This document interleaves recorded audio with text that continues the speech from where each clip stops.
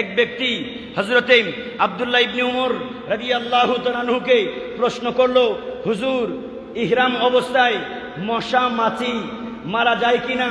মাঝে মধ্যে আমাদের শরীরে মশা মাছি বসে কিনা? এক ব্যক্তি প্রশ্ন করল আব্দুল্লাহ ইবনে উমরকে, হুজুর ইহরাম অবস্থায় সাদা কাপড় যখন হজ করতে যায়, ওই কাপড় যখন লাগিয়ে ফেলে তখন মশা মাছি মারা যায় কিনা? তখন আব্দুল্লাহ ইবনে উমর বললেন, বেটা তোমার বাড়ি কোথায়? বললেন, হুজুর আমার বাড়ি ইরাক, আমি ইরাক থেকে এসেছি।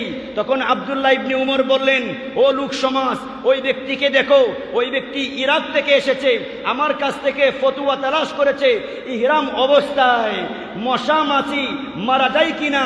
আর ওই ইয়াজিদিরাম, ওই কুফাবাসীরা, ওই ইরাকবাসীরা, তারাই আমার নবীর আহলে বাইতকে দাওয়াত দিয়ে নিয়ে তারা কতল করেছে, হত্যা করেছে। আজ এসেছে আমার কাছে জানতে চাইতে যে ইহরাম অবস্থায় মশা মাছি মারা যায় কিনা। জানতে এসেছে মশা মাছি মারা যায় কিনা ইহরাম অবস্থায়, অথচ তারাই জান্নাতের যুবকদের সর্দারকে তারা কতল করে দিয়েছে। যাদের হাতে আমার আল্লাহ জান্নাত দিয়েছে, যাদের কথার মাধ্যমে আমার আল্লাহ জান্নাত দিবেন, যাদের কথার মাধ্যমে আমার আল্লাহ জাহান্নাম দিবেন, ওই সমস্ত সত্তাদেরকে, ওই সমস্ত জাতদেরকে কতল করবার পর আজ আমার কাছে এসেছে মশা মাছি মারা যায় কিনা সেই ফতোয়া তালাশ করতে। বড় করে বলুন নাউজুবিল্লাহ।